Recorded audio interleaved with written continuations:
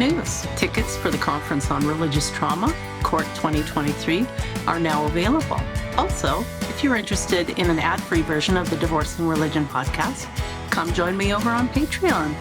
Links for both are in the show notes. Thanks. Hi, everyone. Welcome to the Divorcing Religion podcast. I'm your host, Janice Selby, and I'm a registered professional counselor and a religious recovery consultant. I'm delighted to have my guest today that I could share with you. DANIELLA MESTYANEK Young is an American author and speaker who was raised in the religious cult, the Children of God.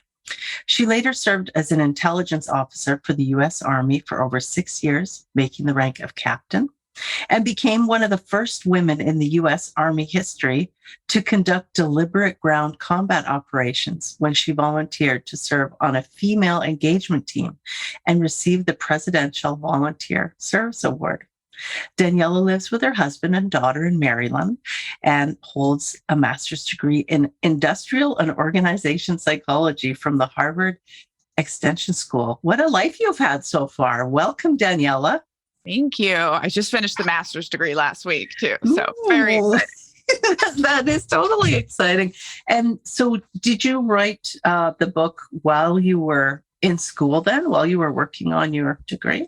Yes. I think that's one of the things that makes the book kind of fascinating and deep is that, it's the chronological story of my life, but it really is this examination of group behavior as I go from, religious cult, which I think people think of as this obviously crazy, toxic system, but, it's never obvious when you're there. And so I then going into the military and sort of having this realization, oh, this is another cult, end up leaving the military, doing a little bit of time in corporate America and then coaching and consulting.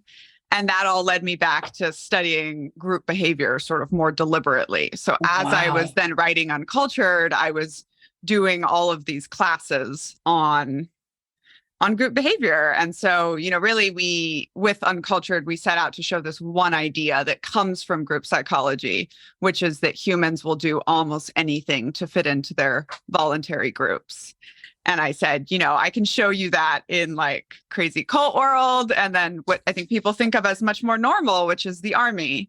And then hopefully, readers are going to then question the groups that they're in, right? And where the toxicities can start coming in. Yes, exactly. Yeah, those two. That's really such an interesting insight and right on the money, I think, as far as looking at the military in a similar vein there. It is kind of culty. It can be. It definitely is. I wondered, would you start us off telling a little bit about your upbringing? My understanding is that your grandmother actually had donated some land to the Children of God. I don't know if that's what they were called back then. That's what the cult was called. So, but you had far-reaching family ties then, right in with that group. Yes. So they were called the Children of God right from the beginning in 1968, 69, when they got founded as this sort of, American new religious movement in the 70s when all of the hippies were looking for new things and started as often, religious groups do with love, faith in Jesus. And my great grandmother, her young teenage daughter who'd had a lot of mental health struggles, had found these Jesus people. And she was so excited that her daughter was doing something good with her life. And so she ends up giving the prophet a house to live in, which is near his giant soul clinic in Texas, where they really kicked off the ground. And then my grandfather, who was one of the few people that joined who had already been to college, because mostly they were recruiting very young teenagers. My grandfather had been to college. He was a CPA. And so he becomes the, number 3, number 4 guy in the prophet's circle. His colleague, who was actually a year or two older than him, ends up then impregnating my mom when she's 14. Oh, dear. And then, I come into the picture in 1987. And, in the meantime, the children of God kind of got a lot of fame from doing religious prostitution, which they call flirty fishing, based on this Bible verse from Matthew, where God says, I will make you fishers of men. And he, interpreted it in that way. And, supposedly in 1986, 1987, because my birth was such an obvious sign, right, to outsiders that there's some abuse going on, they tried to rebrand, they became the family, they set out all of these rules for adults not having sex with minors. But, I really see it as like the good uncles in that case stopped having sex with the children, but all of the creepy ones, of course, continued to, there continued to just be many abuses under the surface, which I think always happens when in any organization, when you don't go back and actually look at the values and sort of where these problems came from in the first place. Right. And then, I think the thing about my childhood is that part of the Children of God rebranding into the family was they also rebranded as a childhood educational videos platform. And so I was, because of my position in the family, I was a little actress, a childhood actress from the age of 1 to the age of about 11 on all of these videos, which we would then sell, on streets in the millions around the world to support the cult. And so really coming to, at every point, this was, of course, a cult with coercive control. But, those who grew up in 70s and 80s had a very different life from those growing up in the 90s, where we were sort of straight, institutionalized, 150 people, 50 kids, growing up in straight lines. I describe it usually as, an institutionalized life with a lot of Jesus. And the hardest part, I think, of all the abuses was just no spontaneous moments of joy, because we were so attitude policed and we were so always kept sort of in fear of what some adults would interpret as being in God's will or not. Right, because they were the ones that could dole out punishment if kids stepped out of line, in their opinion. And I mean, I imagine that punishment could be just about anything, since we know that they had already crossed sexual boundaries. Yes. And, we definitely get into that in the book. And in fact, there's my Australian publisher published a link to an excerpt of that first chapter, which is the group discipline. And we can share that with your listeners. I think something so interesting about group discipline, which you see happening to all these kids in the first chapter of Uncultured, the U.S. Army uses group discipline too. And the whole purpose of group discipline is to get the group to police itself, right? So to get the children to police themselves. And that is such a big part of cultishness, is when anyone has a question, when anyone acts out a little bit, the rest of the group shuts them down. Yes, and I certainly see this in my individual clients, many of them who grew up in very large homeschool families, very fundamentalist families. You've got a dozen kids or more, and mom and dad are too busy to be policing everyone all the time.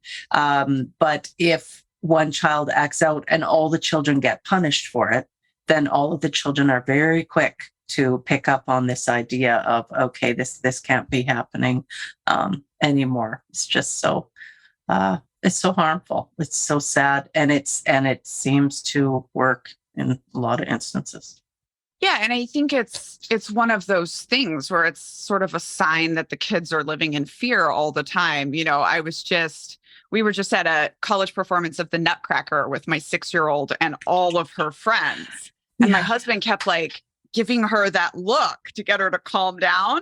And of course it didn't work, right? He keeps giving her the look and she just keeps playing around with her friends. And I was telling him later, I said, that's actually a pretty good sign, right? That you're a parent who your daughter is not afraid of you and what is going to happen afterwards. Because, in my life, I think I was 13 years old before I ever saw a child throw a fit, because that was entirely unsafe. I even describe it as when we were 2 and 3 and 4, and we were these little baby performers, and they would bring us out on stage in front of, 200 of our parents, and not a single child would break line to say, "Hey, mommy, hey, daddy." We wouldn't have dreamed of it. And, we see this so often. They talk about it in the Waco documentaries too, where like the signs of these massive amounts of children being well behaved is seen as a sign of the good of the group, including sometimes when it's under investigation, when in reality, I truly think it's just a sign that the kids are so repressed. Mm-hmm. Wow, that is such a great point. Yes. And so then you, that's how you were raised. That's what you knew. You were acting in the videos that were then being sold to raise more money to support the cult. Something happened at some point when you were about 15 and you had enough, or you decided you couldn't stay there anymore. And 15 sounds so young to make that decision and have the courage to act on it, particularly when it was all you knew. Did you still have interaction with your mother and your grandparents at that point? I mean, weren't they freaked out when you came along in the first place, when he realized that, it was a colleague of his that had impregnated their daughter? No, they were not freaked out at all. It was treated as, well, John had the prophet's permission to be, having sex with these 4-year-old or 14-year-olds. And he wasn't the only one, right? They actually weren't sure who my father was. And because I look so much like my father and his other children, it became obvious. And this man was living with her stepmother at the time, right? It was like they were romantic partners. Wow. And, this whole kind of mess, but it is seen as God's will. It's seen as, this is the family, this is the way we do things. And for most of my life, that's the way I was told the story. And there was actually a couple moments. So when I was 12 years old, I found out who my dad was. And I had thought it was this other teenage boy who they'd married my mom off to. And then I found out it was this older, we called them all uncles. And I immediately knew, like, this is wrong, this is rape. And I don't really know how I knew that, other than it had been happening to me my whole life too, just much more violently. And then when I was 14, 9/11 happened. And we were recently in the US. This was my first time seeing live news on television.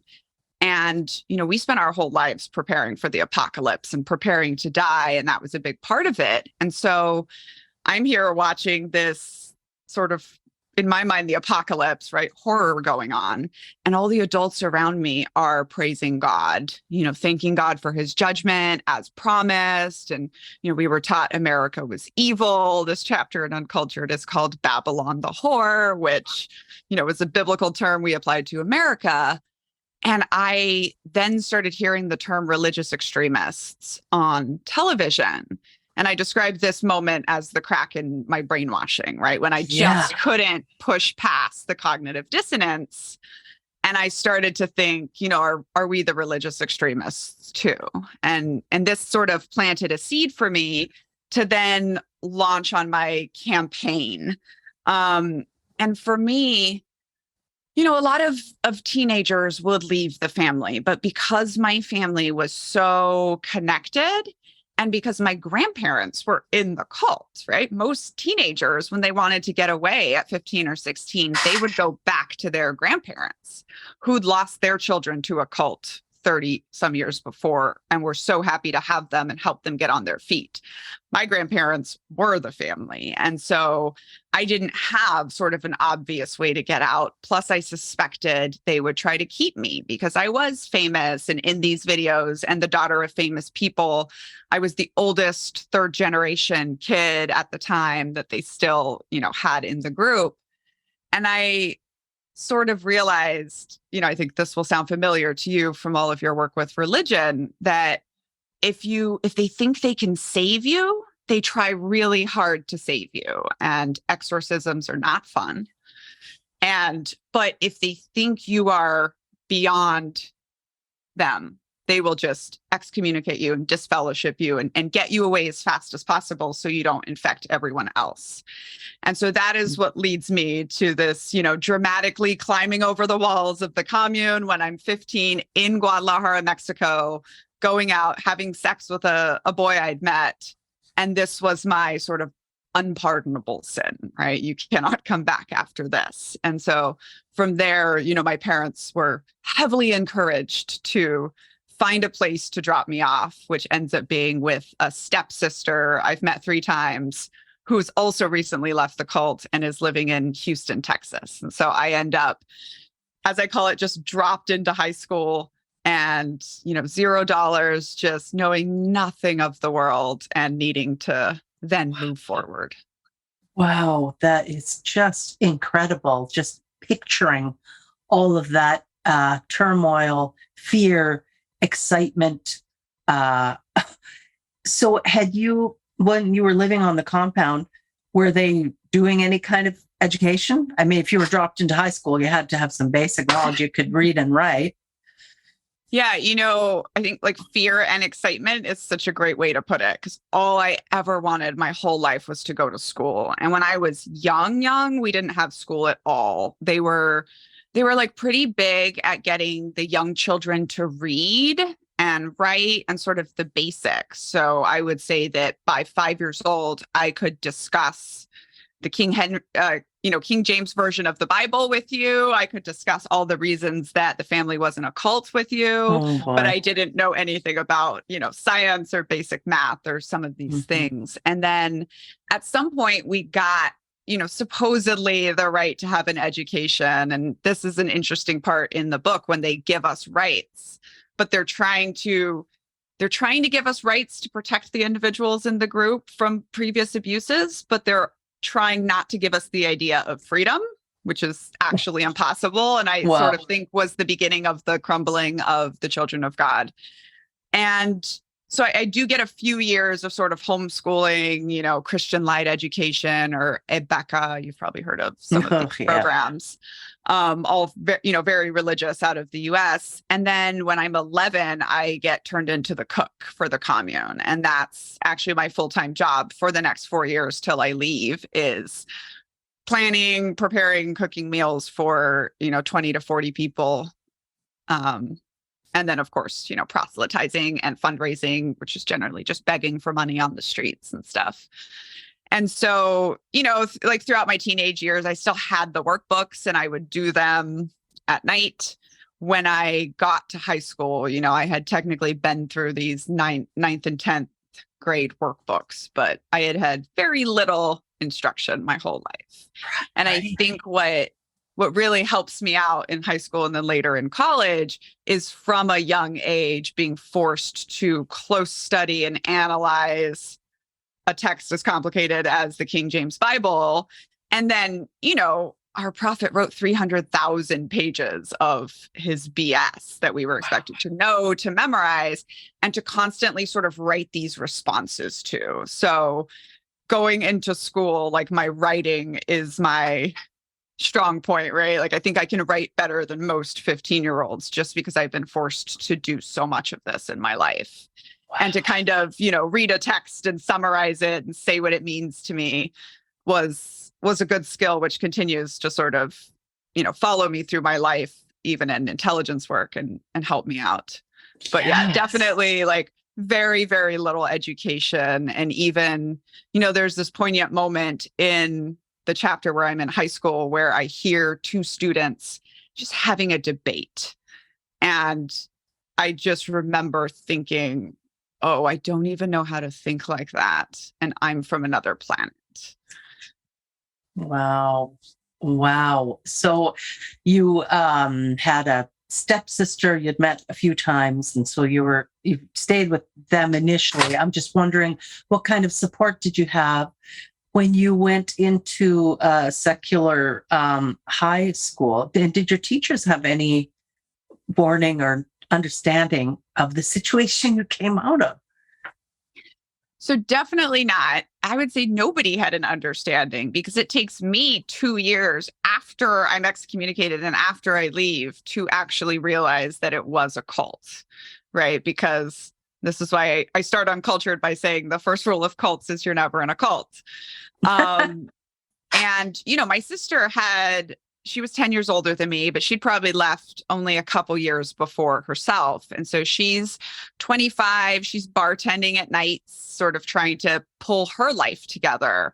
And so she gives me a place to crash, right? And of course, I get a job and I work full time all the way through high school so that I can pay for some rent and expenses and just, obviously support myself in high school. And yeah, she was, it was amazing that I had somebody sort of give me this escape route. But I would say, mostly I was living by myself in an apartment and taking myself to high school. And the teachers, it was kind of this perfect comedy of errors at times where, because I have the privilege to be white and speak English without an accent and sound rather intelligent, and I'm trying so hard to pass in high school, just as normal, just under this fear that I will be ostracized or rejected, which of course is what cults tell us to expect. And so, one really funny one was like, I took the first test I had to take, I took it in pen on a Scantron. And so I get back a 0 and I don't understand. And the teacher doesn't understand why this 16-year-old American kid is standing in front of him, sort of pretending not to know how tests work. Right. So yeah, there's just a lot of that, and I think that's been an interesting thing throughout my life, including at the end of the book in the military when this sort of really bad sexual harassment case is going on. And this man says to me, girls like you can't understand what these women are going through. And it's just, sort of throughout my life, I've had, of course, that privilege to be able to come to the US and assimilate. But also, I think for some of us cult babies, the ability to pass is what holds us back from being able to go through our journeys and make friends and actually deconstruct. Mm-hmm. Yes, this is true. And I know I speak with a lot of people who are coming out of very hyper fundamentalist backgrounds, and they have such huge gaps culturally and gaps in their scientific knowledge and so forth as well. And they're just trying to do exactly what you said, just fly under the radar. They don't want people to know that they have these gaps. And so it can be kind of a constant imposter syndrome, as they feel like everybody else knows something. Everyone else is in on the secret and they're not in on it, no matter how hard they try. And that is such a stressful, it's a stressful way to live. It's one of the biggest misconceptions I find is that if you share your background and you're coming from religious extremism, that people are going to judge you or not want to employ you or not want to understand you. And from those communities, it's also like, if you talk about it a lot, then you are negative, you're sensationalizing, you're living in your trauma, instead of, one, I need to contextualize this whole experience so I can understand it. And two, this is who I am, right? Like, maybe it's not who I am anymore, but no matter, part of my journey with realizing was like, no matter how hard I worked and how many boxes of success I checked, and being this, golden US Army captain, like, that doesn't go back and give me a normal US American childhood. And so I, at some point, have to stop pretending that is who I have and that is where I came from, and just be myself. And that is finally when I start learning to be happier and be more integrated and, all of those things. Yes, I think it was Irvin Yalom who said we must give up hope for a better past. And I think that speaks exactly to what you're talking about. So then you're working full time and going to high school.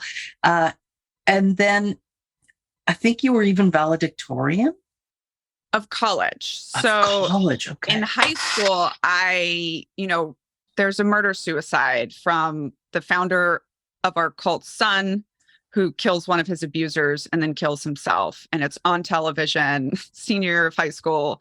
And this is when I have this realization. And 2 days later, I'm asked to write my college entrance essay, What Makes You Different? And so I write, I was raised in a cult. And though I didn't talk about it at all, I did, when needed, use this as an essay, I think, to sort of get opportunities. And so, in this school of 4,000 students, my counselor reads my essay and calls me in and just helps me, and I think it's amazing that at just at different stages of my life, I had amazing women, almost always women of color, kind of see that I needed help. And so she sets me on this path, if you can write like this and you have this story, like, you can go to college. So I go to college and I do my perfectionism, trying to prove that I'm not nothing without Jesus thing. And I graduate valedictorian and then decide to commission into the Army. Wow. That's incredible. And I'm wondering, along the way, did any other of your siblings make it out?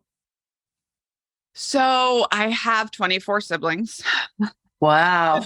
all varieties of cult math. Mhm. And most of them have made it out. And sort of the children of God as it existed for 40 or 50 years with 10,000 people and this whole militaristic system of communes kind of somewhat collapsed in 2009. I believe it's when they figured out that they weren't getting any new recruits. All of their original disciples were getting old and dying, and they couldn't support the cult anymore. And so they sort of did this, hey, everybody go do all the things we told you couldn't do, live in the world, put your kids in school, but keep sending us money. We'll be your online church. And so, my grandfather still runs the money, and I definitely have family members still associated. More importantly, I would say that most of my siblings are just very unhappy that I've chosen to publicly talk about it, because most of them are not really on their journeys to try to understand. And I'm sure you get this with a lot of survivors, where they think, and I thought this for 10 years, right, that you can just put it all behind you and move forward. And of course, any of us that have been in psychology know that that's not really going to happen. And for me, it just, it really was when I achieved all my success and was still falling apart internally, that I realized I needed to force myself to deal with my pain and make sense of all of this. But, one of the things I find myself telling other survivors when they're coming out of the closet, right, is, welcome to the other side. Like, people are so nice out here. You'll make so many more friends, but you'll probably get invited to fewer family parties. That is it. So you went through college, were very successful from your hard work in college, and then went into the military following college. Is that right? Yes, ma'am. And you had an idea already about what you wanted to specialize in the military. So let me say first, this chapter where I joined the military, it's just my sort of happy-go-lucky college chapter. I joined the Army. It was the hardest chapter of the entire book for me to write. Really? And this is because I kind of admit for the first time that in college, I get into this emotionally abusive relationship, or as cult scholars like to call it, a 1-1 cult. And I think so often we do this because we're looking for a guide to the world, right? And then predatory men, especially, though, of course, can be any gender, right? They come to you sort of as this, I'm going to be your guide and you're going to be perfect if I can just fix you a little bit. And so he joins the military, and I decide I can do that too, and I'm not going to be his little stay-at-home wife. So I'm going to go go join the army too. And yeah, I was excited about the idea of being an intelligence officer because, all the descriptions I had read, and I, firmly believe to this day that the entire work of intelligence is just getting outside of your own culture enough to understand another group's culture and reasoning. And you have to be able to suspend the fear that in this case they're trying to kill you, and you have to try to understand them. And I knew I would be good at that because, America in many ways is just as strange to me as Afghanistan was when I arrived there. In many ways, Afghanistan seemed more familiar to me after being in, the slums of Brazil, doing certain things, and then, walking through the army bases in Afghanistan. But yeah, I would say I liked how non-America centric you have to be to do intelligence work, because if you just think, we would say all the time, like, American soldiers thinking that the Taliban is dumb is the number one problem that we have, and so it's really about the heart of intelligence work is about giving enough respect to another culture, even though they're doing something you might think is despicable, like trying to kill you. But in order to understand why that is happening. And I just loved that. So then would, intelligence officers, say in a situation like that, be expected to become familiar with the Quran and things that are kind of driving the extremist religious groups in that country? We definitely weren't expected to read the Quran or anything. I mean, not at my level, maybe at some strategic levels they were, but definitely a lot of it was about understanding the Muslim culture, and specifically, Afghanistan. So the fighting in Afghanistan goes along the Muslim calendar. So literally, in order to predict when and where fighters will be, you have to understand the Muslim calendar. And so that was fascinating. Afghanistan really isn't a country. It is a huge series of warring tribes that were just drawn together in a line by a variety of different empires. So in that way, it was so much different than doing intelligence work in Iraq, because you really did have to study all of these different things that were going on, what you were going to find in the south of Afghanistan in Kandahar was nowhere near what you were going to find in the north, where they hate the Taliban. So it really was this granular level. And for a long time, I said, I know geography, history, and culture of Afghanistan better than America. Do you think something else that kind of drew you in, or that really gripped you about the intelligence work, is that it was so, you had to get so much into it that then you wouldn't be still within yourself thinking about your background and whatever other pains were going on? The fact that you just said that to me is incredible, because I am currently still trying to learn how to not do that, right? How to live in my joy and my current life and my happiness. And I have been just reading this vampire and witch series because, celebrating the book being done. And it says about her, because she's a historian and the witch. And so she's bad at living in her own life. She's always worried either about the past or the future. And I said, oh my God, that's me. I do. I think it was a way to do that. And it was also a way for me to start thinking again, I think, about religious extremism and those impacts that it had on my life, because it was so obvious to me from the beginning that, if you're willing to die for something, you believe you're right. And so if you're on the opposite side of other people also willing to die for something, right? They believe they're right too. And so for me, I think it was fascinating to get in there and study religious extremism in a way that was maybe not emotional for me. And I could do it with, more distance because these are Muslim extremists, not Christian extremists, which I think would have been a lot more triggering for me.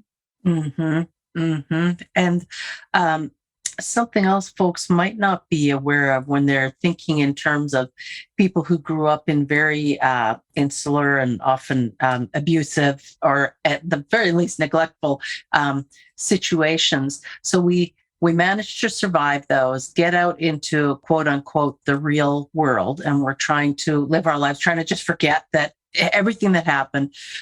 Often we get married, we have children, and that even in itself can be triggering. Our child, if your child is 6 and then you're at their birthday party and suddenly you're remembering, what happened to me when I was 6? These, and it just can bring up so many painful memories. So it really is very helpful and greatly encouraged for us to find a secular therapist and talk about and work through some of the experiences that we had, so we're not in a constant state of being triggered by the different daily events that are going on. Yeah, and it's so helpful what you said, to know that parenting is going to be triggering. And, I think both triggering and healing, right? Yeah. So, readers ask me, oh my God, how did you write so well as a 5-year-old? Because the book kind of grows you up from 5 to 27. And, the heartbreaking answer is I had a 5-year-old at the time I was writing it, right? So I am sort of reliving all of this. When I lived through it the first time, that was just my world. And when I lived through it the second time, I have a child that I'm trying to raise. But, I think it also provides so much room for healing. And, there's a lot of medical trauma in the book. There's a scene where I have to be held down to get my hand stitched up. And I'm just not cared for in the way that any child should be when they're seriously injured. And, a few weeks ago, we had to hold my daughter down to get a tooth pulled. And I think on the whole, it was a healing experience for me because we got to give her the right amount of kind of physical and emotional care before, during, and after the event. And so even though she had to go through this objectively traumatic thing, I think it's not going to stick with her and affect her the way that it did with me because I wasn't given that kind of care. And so, Wow. I think that's kind of an interesting opportunity that we have, in addition to, of course, crying many, many, many tears because we don't know how to parent because we weren't parented ourselves. It's so true. And a big part of recovering from religious trauma syndrome, especially when we were indoctrinated in childhood. And so our parents could not be who we really needed them to be. And then you talk about this difficult but very poignant example with your daughter here. So we think in terms of inner child work and reparenting ourselves. And you had a real life example right there that you could offer your own daughter. And that is exactly what you would have benefited from when you were her age. So that's a lovely full circle kind of healing moment there. I'm wondering, at what point in your military career, like how long were you in the military before things started to smell familiar to you? And you're like, there's something about this I don't like. First day. Yeah. So the prologue of Uncultured is me, and the first day of basic training, they have you do this sort of ridiculously pre-planned event that culminates with you holding your 50-pound duffel bag over your head for about 2 to 3 hours. Yes. And, it's interesting to me because it is impossible. Everybody drops it. You got to pick it up. You got to just do this over and over again for hours. But it's also irrational, right? Like I'm willing to bet none of the listeners have gone outside and held 50 pounds over their head for 3 hours unless they were in the military. And so, for me on that day, I was like, whoa, boy, I just joined another cult. And, I can clearly see that the purpose of this event is once you push yourself through that irrational, hard thing for the group, you are so much more likely to do it again and again and not question. But, I would say that when I thought to myself, oh, I just joined another cult, it wasn't with this dun, dun, dun scaredness. I was just like, great, I know how to do this, right? Like, I know how to live in groups. I know how to make myself small. And, in the military, we say all you have to do to be successful is be in the right place, the right time, the right uniform, and never volunteer, which is to say, never stand out. And, of course, the children of God was militaristic in that we considered ourselves God's army, and we were, fighting to bring about the apocalypse. And we would do all of these fighting drills, grow up running through the woods against the Antichrist. And so this kind of stuff was very familiar to me, but it was the women being second-class citizens, banned from things. It was the rape culture. It was the nonstop misogyny that is so, so obvious if you just step back from the indoctrination. I show in the basic training chapter, like, we are told in basic training by our drill sergeants that women in the Army are either a bitch, a slut, or a dyke. And, this being the time when being gay is illegal, and, you're supposed to, of course, be a bitch. And one of the things I'm trying to show in this book is that the like making women second class, the attitude policing, the forcing us to fit these specific roles leads to the rape culture, right? It leads to all of the really toxic group behavior that you have in a violent group.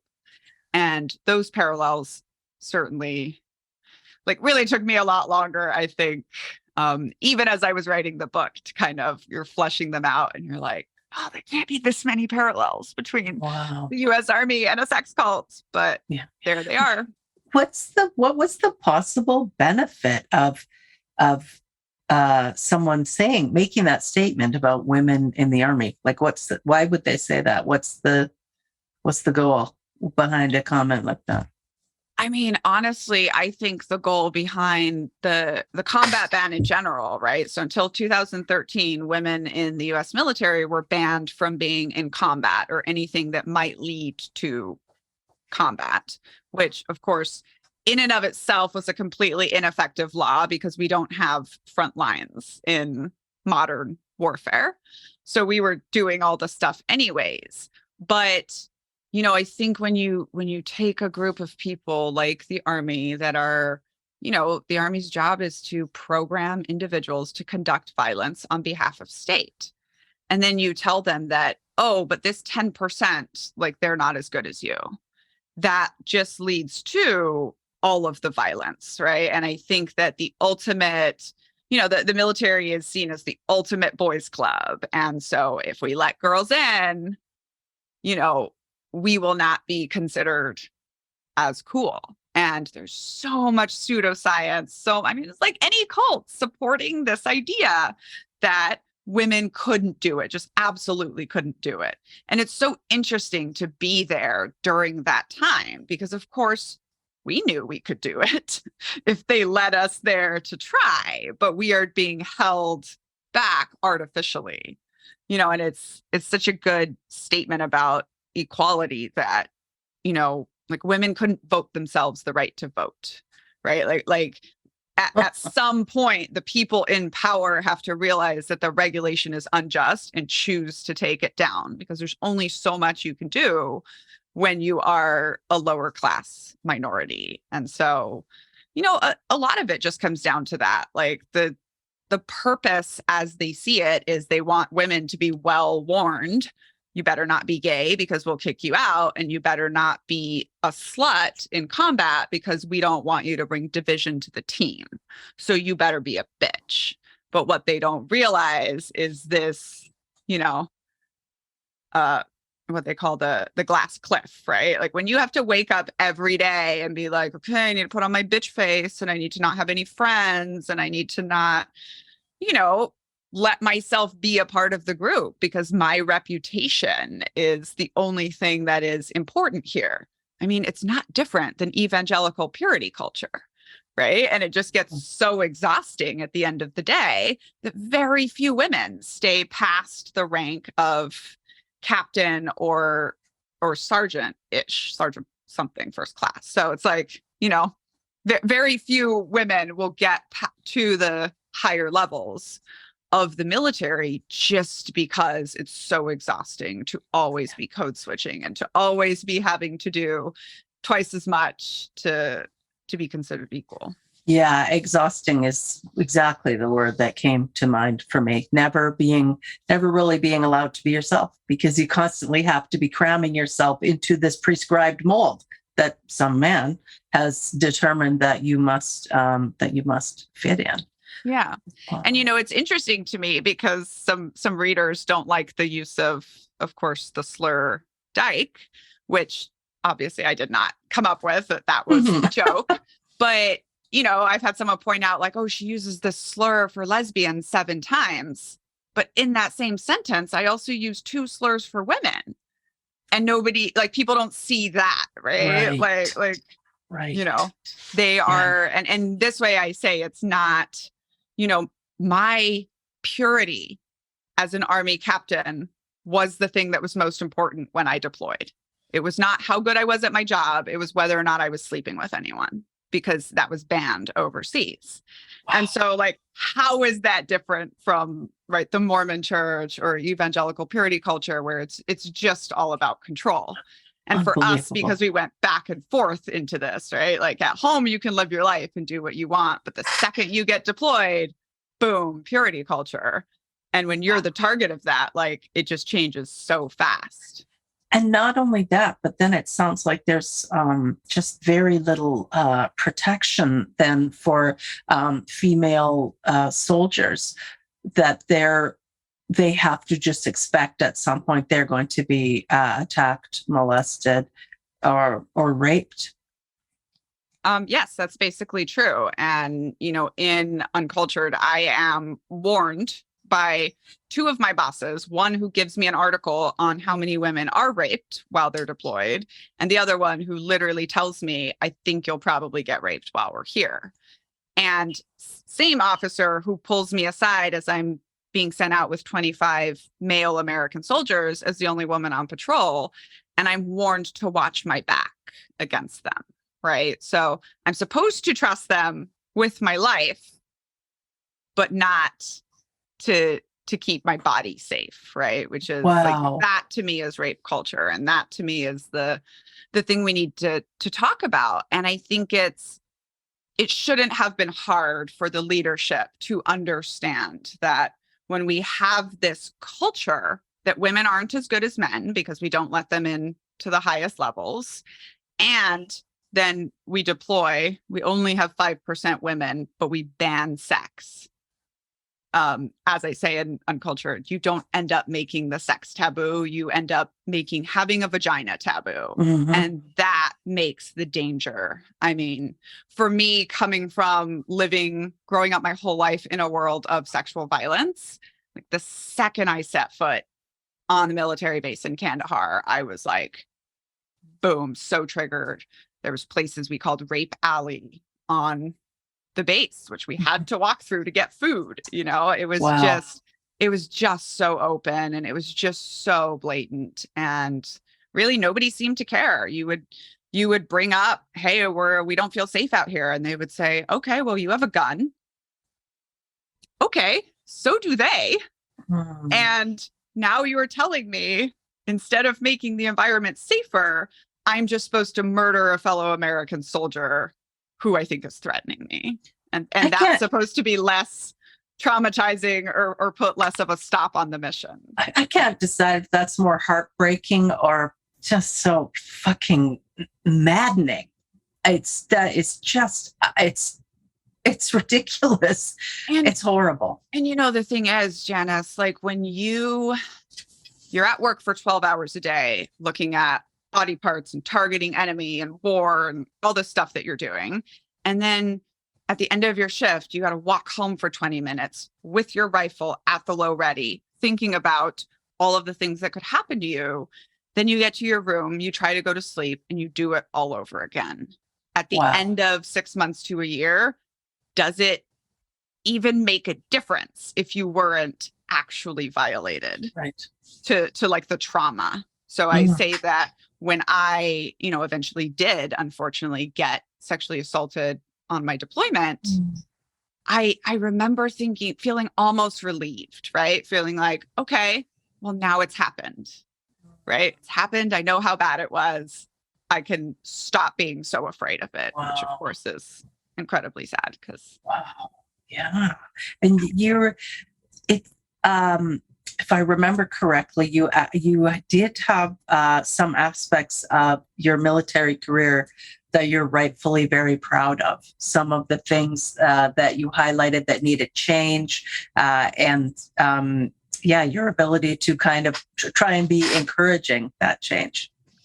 Yes, and an interesting thing is I've really noticed that, especially with military women, we try to put them in this box. And it's very similar to you're either a bitch, an X, or a Y, right? And now these days I say, no, thanks, I choose all three, right? and people will say, they're like, well, are you a proud veteran or do you want to be critical? And like, I was part of changing the history of the Army. I was part of making the military safer for women because ironically, that's what putting us in combat does. I think adding women to combat saved tons of lives and brought our military forward. Like, I'm proud of all of those things. But I also think, I think like part of telling our story, especially when you're sort of an oppressed minority demographic in a group, is I'm so proud of my service. I'm a proud daughter of the 101st. I'm also traumatized by my service, right? And I wanted to show that those two things exist in all of us, I think. Yeah, it's not the either or, it's the both and. Yep. Wow. And so you are you out of the military altogether now? I am. So I got out of active duty in 2015 to have my baby, but I held on to my commission because that's a lifelong commission you have. And it's called the inactive reserves. And you could, at some point get called back. So before writing this book, of course, I resigned my commission. And I tell you, it was so hard for me. And it speaks so much to that group mindset. Like, here I am, I've written a book that came out even more, I think, critical of power structures and different things in the military than I intended it to be. And I still don't want to give up that membership card, and I still say that when I see women in uniform, I feel like that pang of, the community, the mission, the certainty that you're right and you're, successful. I think there's so many things that go to that.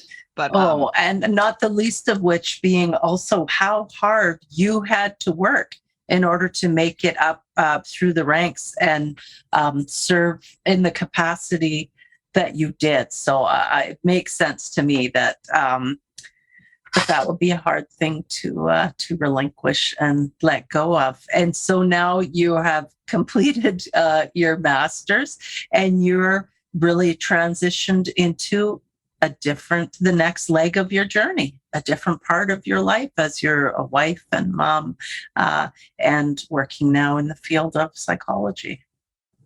Yeah.